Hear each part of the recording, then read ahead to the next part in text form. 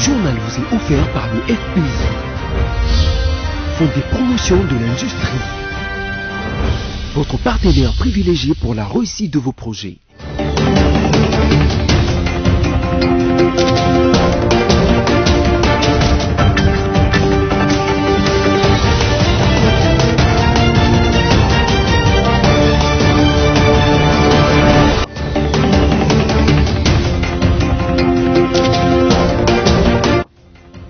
Bienvenue à tous à cette édition rétrospective, voici le sommaire. Le président de la République, Félix-Antoine Tshisekedi Tshilombo, après son séjour belge où il est allé se faire soigner, a regagné Kinshasa, capitale de la RDC. Et puis les résolutions de la récente réunion du comité de conjoncture économique fait savoir qu'un fonds a déjà été décaissé pour les développements de 145 territoires de la RDC.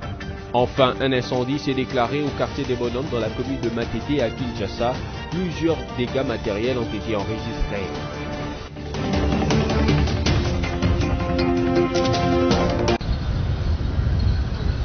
Tous unis comme un seul homme, Quinois et Quinois, tous âges confondus, étaient impatients de revoir le premier des Congolais. C'est juste après la pluie qui s'est abattue ce jeudi matin, puis des bénédictions, que l'avion transportant le couple présidentiel s'est posé sur le tarmac de l'aéroport international de Njili. Le président de la République, Félix-Antoine Tshisekedi Tshilombo, accompagné de la très distinguée première dame, est rentré au pays plein de vitalité. À sa descente d'avion, le président est salué par les présidents des deux chambres du Parlement, le Premier ministre, le gouverneur de la ville de Kinshasa, son directeur de cabinet et plusieurs autres autorités présentes à l'aéroport. À l'intérieur du pavillon présidentiel, les membres du gouvernement s'étaient arrangés pour réserver un accueil délirant au président de la République. Le cortège présidentiel s'est ébranlé sur le boulevard Lumumba, direction cité de l'Union africaine.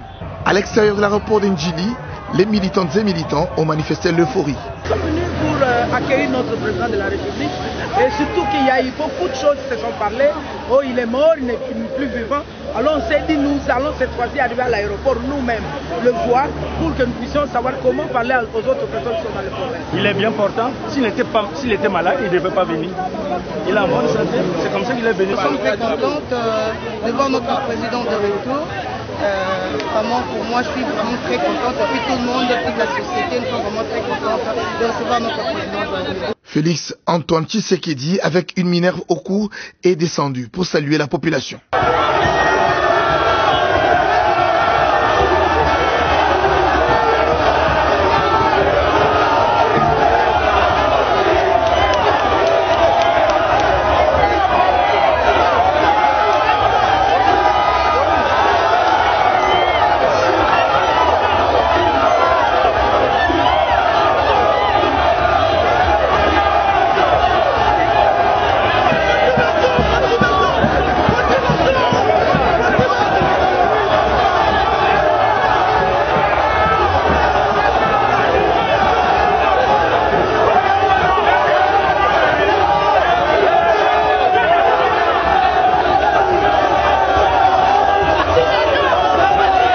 Aussitôt arrivé, le chef d'État, en un bon père de famille, est allé compatir au malheur qui est arrivé aux habitants du quartier des Bonhommes dans la commune de Matete, victimes de l'incendie causé par les mauvaises conditions d'entreposage du carburant la nuit du mercredi.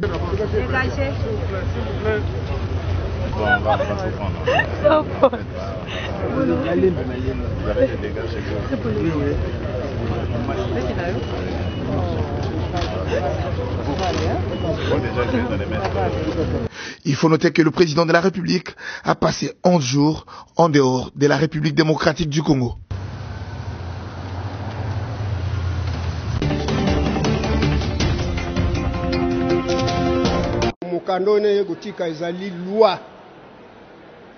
D'ailleurs, numéro 1, azali ko féliciter le président de la République.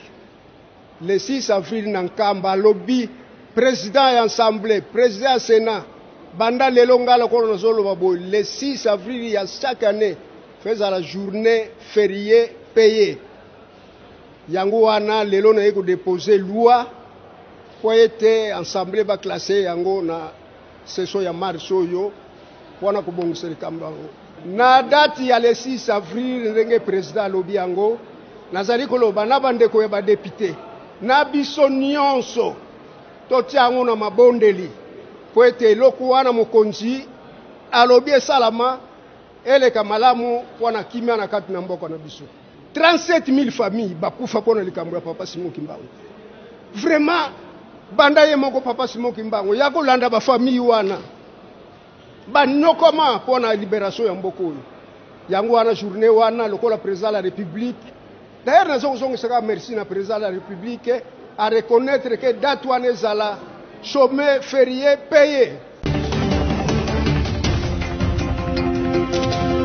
3 dossiers ont été examinés au cours de cette réunion, à savoir la note de conjoncture économique, l'impact de la guerre en Ukraine sur l'économie congolaise ainsi que l'exécution du programme de développement à la base des 145 territoires.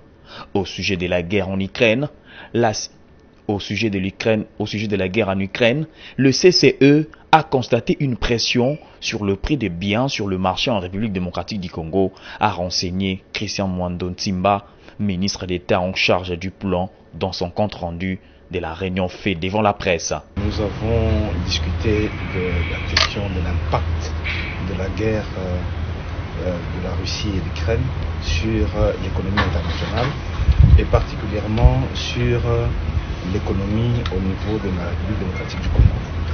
Il a été constaté effectivement des pressions sur les prix intérieurs, notamment les produits alimentaires et les produits de première nécessité, le prix du pétrole qui va avoir un impact sur le carburant. Et donc le Premier ministre a instruit les membres du comité de conjoncture et l'ensemble des ministres sectoriels du gouvernement de bien pouvoir lui transmettre ce qu'ils considèrent comme impact dans leur secteur respectif. Concernant l'exécution du programme de développement à la base des 145 territoires, les membres du CCE ont relevé que les premiers décaissements sont déjà faits et que les travaux pourront enfin commencer sur le terrain. Nous avons également réfléchi sur l'exécution du programme des 145 territoires. Madame la ministre des Finances nous a informé que la phase de paiement est à son terme, donc les premiers décaissements ont eu lieu effectivement pour que les agences commencent les travaux sur le terrain. Christian Mwando Ntimba a enfin fait remarquer que les cadres macroéconomiques restaient stables. Nous avons également examiné les autres paramètres économiques, notamment le taux de change qui reste relativement stable, autour de 2000 francs congolais pour $1 américain pour le taux officiel et autour de 2036 francs congolais pour $1 américain pour le marché parallèle. Les réserves d'échange sont restées relativement stables autour de 2,8 milliards de dollars qui correspondent à 10,5 semaines d'importation. D'abord, c'est un sentiment de joie. Un sentiment de joie parce que cette grande région de l'Équateur, moi je préfère appeler la grande région le Grand Équateur, n'est pas très visitée et par les présidents de la République, les différents présidents, et moins encore par le Premier ministre.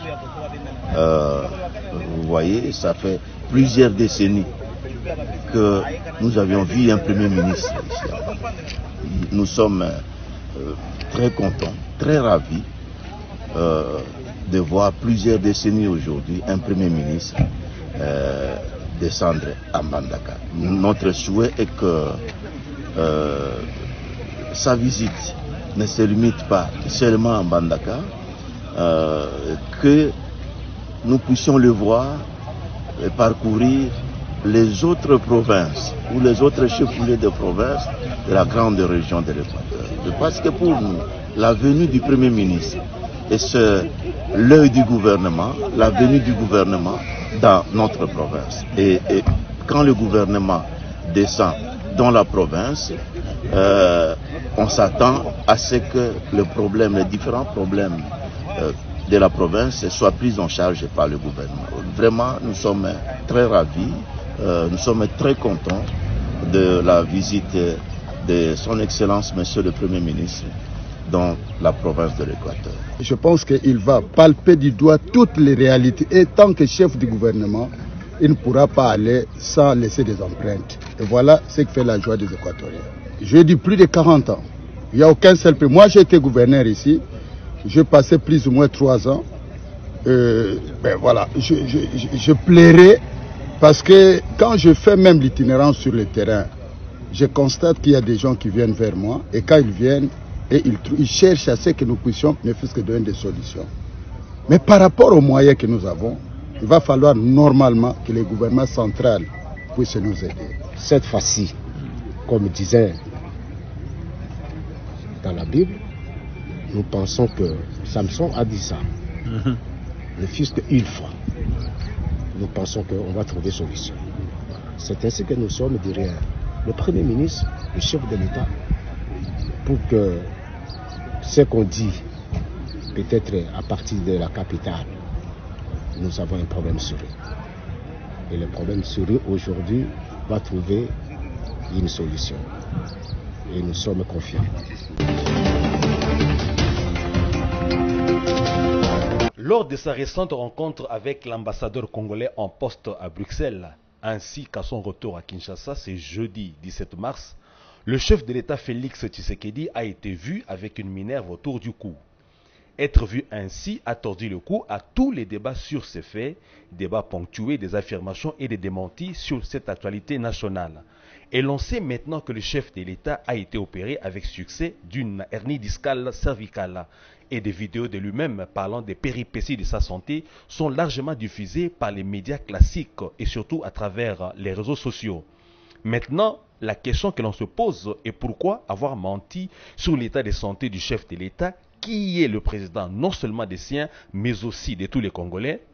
Oui, il faut décrier la polémique qui en a émané, mais il faut surtout stigmatiser l'amateurisme communicationnel de ceux qui ont alimenté cette polémique en proposant à l'opinion plus d'une version de l'état de santé du premier des Congolais.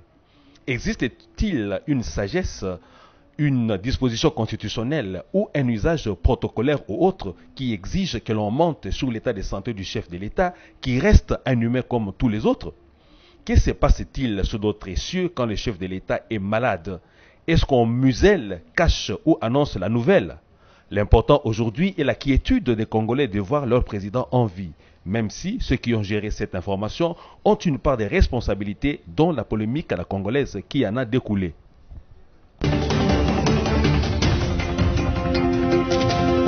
L'adhésion de Willy Bakonga à l'Union sacrée et le mécanisme fourre-tout mis en place lors de la création de cette plateforme politique donnent matière à réflexion. N'importe qui est accepté à l'Union sacrée sans tenir compte de sa moralité et de son parcours politico-professionnel, pourvu, pour le cas de parlementaires par exemple, qu'ils permettent à l'Union sacrée d'avoir la majorité parlementaire ou de réconforter celle-ci. La conséquence de cette réalité est telle que l'Union sacrée peine à concrétiser bien des choses miroitées au peuple, alors qu'on le convient à adopter cette plateforme. Au point qu'aujourd'hui, il faut encore changer la Constitution pour donner plus de pouvoir au chef de l'État afin, prétend-on, de lui permettre de développer la RDC. Tout ce qui se passe au ras du pragmatisme républicain de l'Union sacrée a tendance à crédibiliser des rumeurs selon lesquelles beaucoup ont adhéré à l'Union sacrée par peur de la répression judiciaire en vogue. L'Union sacrée de la nation apparaît ainsi donc comme un refuge des opportunistes politiques dont la philosophie, peu importe ce que l'opinion peut en dire, est de toujours être dans les camps du pouvoir pour se jouir d'autres dividendes inavoués.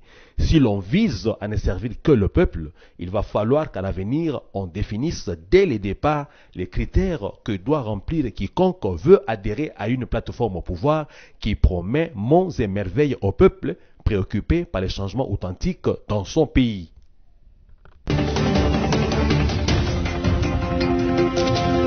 Le cas du procès de Ferdinand Kambere qui a continué en dépit du fait que le plaignant avait retiré sa plainte, la peine capitale requise contre ces membres de l'opposition par le ministère public, le caractère sélectif de la sévérité des procès, ainsi de suite, sont des exemples qui, à défaut de faire de l'état de droit une parodie, attire de vives critiques à cet élan de redressement du pays dont le régime actuel se veut le porte-étendard. La critique la plus fréquente est celle qui dénonce et décrit l'instrumentalisation de la justice pour des objectifs inavoués. Personne, pourtant, ne peut du reste récuser les vertus de l'état de droit dans un pays comme la RDC, dont le budget annuel n'atteint pas 10 milliards de dollars américains, alors que les malversations financières dans ces murs provoquent un coulage d'au moins 15 milliards de dollars par an. Un pays où les gens se bousculent pour occuper des postes politiques puisque motivés par la kleptomanie et la gloire. Il y a aussi des cas dont la justice ne se saisit pas, comme le dossier Taxaram, dont les contours nous remémorent la triste époque des intouchables du pays.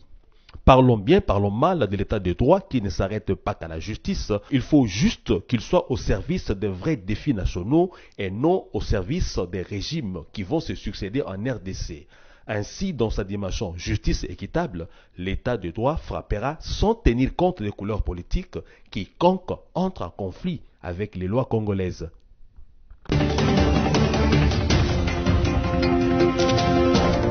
Dans un communiqué officiel daté du 14 mars 2022 est parvenu ce mardi à BS Télévision, le Parti du Peuple pour la Reconstruction et la Démocratie PPRD s'est exprimé sur le procès qui concerne notamment l'un de ses secrétaires permanents adjoints, Ferdinand Kambere. D'après Emmanuel Ramazani Chadari, secrétaire permanent du PPRD, qui a signé les communiqués, Ferdinand Kambere est victime de ses opinions politiques et surtout de son appartenance au PPRD, parti d'opposition pour le moment.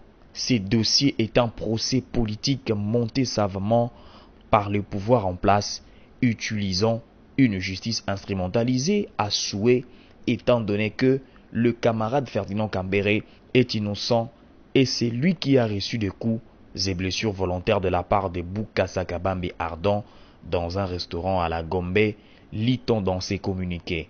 Pour le parti de l'ex-président Joseph Kabila, devenu sénateur à vie, les réquisitoires du ministère public est une honte. Au regard de la position étonnante du ministère public qui requiert sans honte et avec légèreté la peine capitale, le PPRD prend à témoin le peuple congolais qu'il ne se laissera pas jamais intimider par un pouvoir totalitaire en débandade et qui fait des violations de lois de la République sa feuille de route et son bilan à présenter l'année prochaine au peuple congolais, renchérit Ramazani Chadari. Par ailleurs, le PPRD exige la libération sans condition de Ferdinand Kambere et attire l'attention de la communauté internationale, des partenaires divers, notamment les ONG, des droits de l'homme, la MONUSCO, de s'impliquer vivement pour que son membre recouvre sa totale liberté. Pour rappel, les ministères publics avaient requis la peine de mort contre Ferdinand Kambere pour l'infraction de tentative de meurtre contre Armand Kabambi. Le jugement est attendu le 17 mars prochain.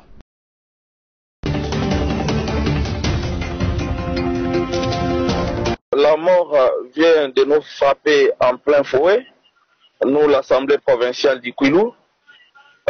Hier, il y a 4 députés provinciaux de notre Assemblée qui quittaient Bandundu-ville pour Kinshasa. Et ils étaient dans une Jeep qui n'était pas vraiment en bon état. Ils étaient au total au nombre de 11 passagers. Arrivés au niveau de Maïndombe, pour Maïndombe, les freins de la Jeep ont cédé et ils sont tombés dans la rivière Maïndombe jusqu'au fin fond.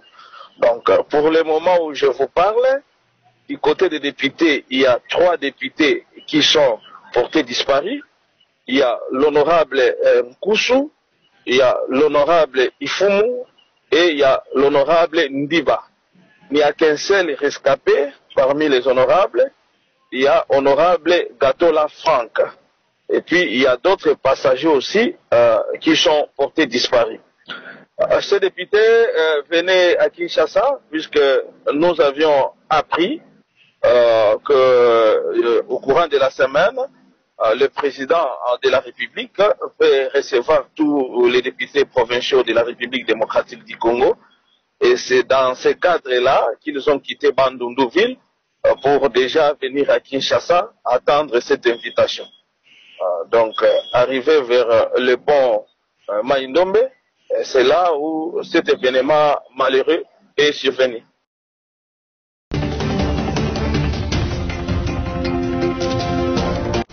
L'état de santé a beaucoup évolué et je me sens très bien. Mais c'était important que je passe ce matin voir le vice-premier ministre pour présenter mes remerciements. Remerciements au président de la République qui a autorisé que le VPM m'autorise de sortir. Je viens de passer plusieurs mois, c'était important. Ce n'était pas seulement les contrôles, c'était la poursuite des soins. Le choc que j'ai eu en décembre était très fort. Il y a des organes qui étaient affectés, il fallait absolument être totalement rétabli. Et je me sens en super forme. J'ai appris à marcher, ça a pris du temps, et maintenant je peux participer à un marathon. Plusieurs dégâts matériels ont été enregistrés et un enfant âgé de 13 ans a perdu la vie. C'est le lourd bilan de l'incendie d'un dépôt de carburant déclaré hier soir au quartier des Bonhommes dans la commune de Matete. C'est jeudi 17 mars 2022 au micro de BC Télévision, quelques Kinois témoins oculaires de la tragédie expliquent.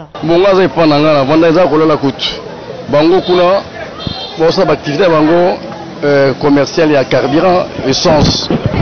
Alors à partir de moto sanini et sauter qui tango moto sauter donc sur déjà moto et côté sur côté tout ça en cas de to kim sina no bana de toke biloko etikale bobika na caractère ya biso nde za ba côté ba pied biloko nyoso ba victime bazao bazoki même takufi aza moko mwana mo ya 13 ans et pourtant to ko benga mwana on est héros parce que a sauvé presque famille mobimba parce que place dépôt ezali bango sko bazaka na sima de moto wana azobimisa ba papa na bango na ba maman yebo muta suka tanga linga sauter nde a glissa senini akwei to ebite toujours lui ya kapé to ebaka te nde aluki sko abima place moto ezalaki na ndenge azika kinzo to mobimba ake okufi à l'hôpital vers 3 heures azan a 13 ans. Personnellement, je condamne le fait d'installer ce genre d'activité dans le lieu résidentiel, puisque nous sommes en face d'une preuve à l'appui qui ne demande pas trop d'explications.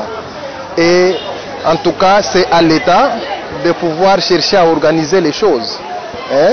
C'est que ce genre d'activités doivent être éloignées des populations pour éviter ce genre de situations. Signalant en outre que 5 autres personnes ont été brûlées et 8 maisons endommagées. Par ailleurs, le président de la République, Félix-Antoine Tshisekedi, à peine revenu de Bruxelles, s'est rendu sur les lieux du drame pour constater les dégâts et consoler les habitants de cette partie de la capitale.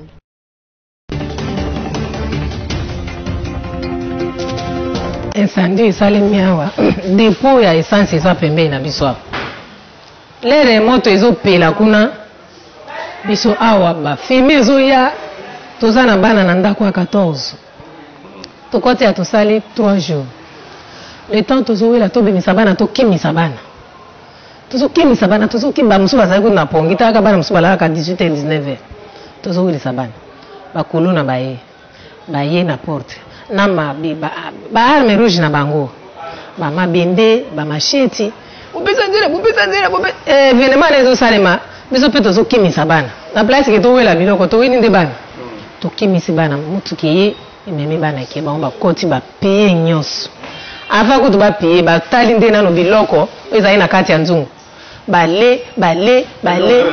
biloko ezali na kati ya nzungu bale biloko nyonso na kati ya nzungu lera bale biloko basilisele babandisika kopiye biloko nyonso tu ya honorable nyonso tu ezala valise na ye ya baveste banini bazwi nyonso bake eloko batikali ka bafoto ngolu mpe esalemi mokonzi ya mboka yei fati ayeti awa biso mpe tokanisi lera ye akokota atala ndenge nini evenema eleki bakonzi oyo batelemi pembeni wana bapolisi bazolinga biso kutu toloba te bakonsekonsi kozwa mwa bapapie na biki bazokoma ya toyebi lere mokonzi akokoma ebobongama kaka lera akomi ole balakisa balakisa te baleki ka na hôpital na dispensaire moko eza liboso wana na pharmacie baye kolakisa wana batelemiseka libanda amonika milinga moto wana ti tongo ya amonika milinga esandi kutu yende motuka esandi yende sikoyo eye koboma nde bafarine wana etikakaki kozika nde ti sikoyo milinga ezosalema ayebi meme mpake mwana kufi ayebi teke makili etangi wana ayebi beteke bapie na kati ya bandako mpo baoriente ye mabe na kopesa ye foti te mpo bato baza na nsima na ye baza koyeba kooriente te bongo sikoyo tokosuka wapi.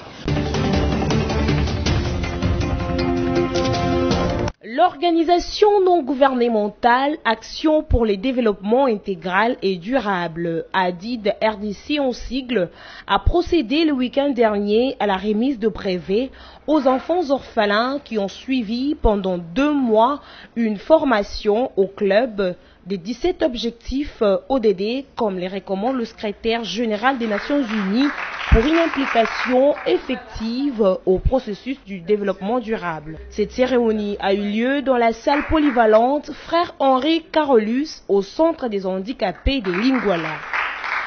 Il est noté que la fondatrice et présidente de l'ONG ADID RDC, Madame Julie Mpembe, a utilisé les méthodes de la nouvelle technologie Skype et Zoom pour la formation de ses enfants dont l'âge varie de 6 à 12 ans. Le vice-président d'ADID n'a pas manqué à dire après cette cérémonie. Mes impressions sont très bonnes dans la mesure où nous avons réussi à diplômer une première catégorie d'enfants qui ont fait preuve de l'assimilation des objectifs de développement durable. Et c'est une catégorie sociale très stratégique parce qu'ils vont aller avec les informations dans la durée, ils vont pérenniser ces objectifs dans la durée. Un motif de joie pour la sœur responsable de l'orphelinat Mission de Marie, mère de pauvres, qui s'est dit contente de voir ses enfants recevoir leur brevet. Nous avons fait presque 2 mois avec la formation. Nous partons 2 jours par semaine. Parfois, les experts viennent à l'orphelinat pour donner la formation. Et moi-même, comme responsable et aussi connaissant quelque chose, je continue la formation aux enfants. C'est comme cela que les enfants ont bien parlé parce que nous avons fait le suivi de cette formation. Oui, c'est une formation gratuite. Au contraire, ils nous donnaient même les transports quand on se rencontre. Moi, je suis très contente et je suis très émue et très fière d'être maman des enfants qui ont eu les diplômes. Parce que comme je donne la formation, comme Saint Paul avait dit, ce que nous avons, c'est ce que nous donnons. Nous donnons ce que nous avons et les enfants sont capables, ils seront toujours capables à se défendre même devant toutes les situations. Parce que j'ai vu moi-même quand ils se sont exprimés devant la salle comme ça pour la première fois. Je suis vraiment très émue. Je remercie beaucoup Maman Pembe parce qu'il nous a choisis. Il a fait confiance à notre orphelinat. Objectif numéro 5, égalité entre les sexes. Pour avoir l'égalité entre les sexes dans notre pays, nous demandons au gouvernement et à la communauté internationale d'enlever toute discrimination à l'égard de la femme. Que la femme puisse gérer comme l'homme le fait. Que l'homme accepte les droits de la femme. La femme aussi a les droits aux études. La femme n'est pas créée seulement pour le travail des champs et les maternités. Comme nous, à l'orphelinat Mission de Marie, mère de pauvres, notre maman nous montre, filles et garçons, comment préparer, comment faire la lessive, comment faire la vaisselle. Nous partons à l'école, filles et garçons. C'est ça le développement. Et la contraception n'est rien d'autre que l'emploi de méthodes pouvant empêcher la survenue d'une grossesse après un rapport sexuel. Nos ancêtres, avant même que l'on ait la découverte de méthodes contraceptives artificielles, il y avait déjà la contraception qui se faisait dans la société africaine. En fait, ils étaient en train d'observer certains signes qui pouvaient soit être observé chez l'homme que chez la femme pour empêcher la grossesse. Je peux donner un exemple. Lorsque la femme accouche, lorsqu'elle accouche, il y avait cette expression-là dont on parle aujourd'hui, Akena Wale. Donc c'était une façon de séparer le deux conjoints, de façon à ce que la femme ait le temps d'allaiter suffisamment son bébé jusqu'à ce que l'enfant puisse atteindre un âge qui pourra permettre à ce que son petit frère ou bien sa petite sœur vienne. Sinon, si on les mettait ensemble, vous savez bien, après l'accouchement, la femme prend une autre allure, elle devient plus belle et il y a risque de tomber encore enceinte. Donc c'était aussi une méthode contraceptive, mais c'était naturel. La plus efficace de toutes ces méthodes dépendent d'un individu à un autre. Vous voyez, comme je viens de le dire tantôt, une méthode qui était meilleure pour une femme n'est pas sûrement meilleure pour une autre. Vous voyez, l'être humain est complexe. Mais ce qui est sûr, moi, je préférerais que l'on utilise les pilules contraceptives. Parce que les pilules, en dépit d'être une méthode contraceptive, c'est aussi un traitement.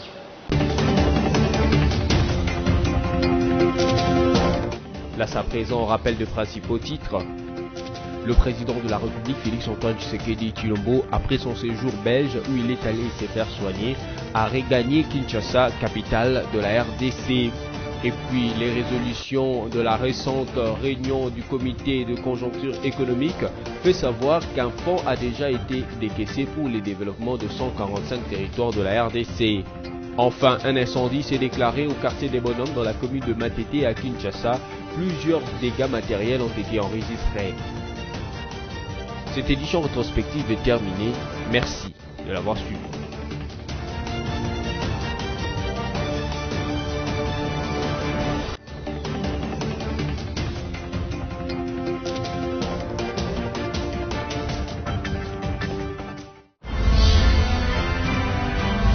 Ce journal vous a été offert par le FPI, Fonds de promotion de l'industrie, votre partenaire privilégié pour la réussite de vos projets.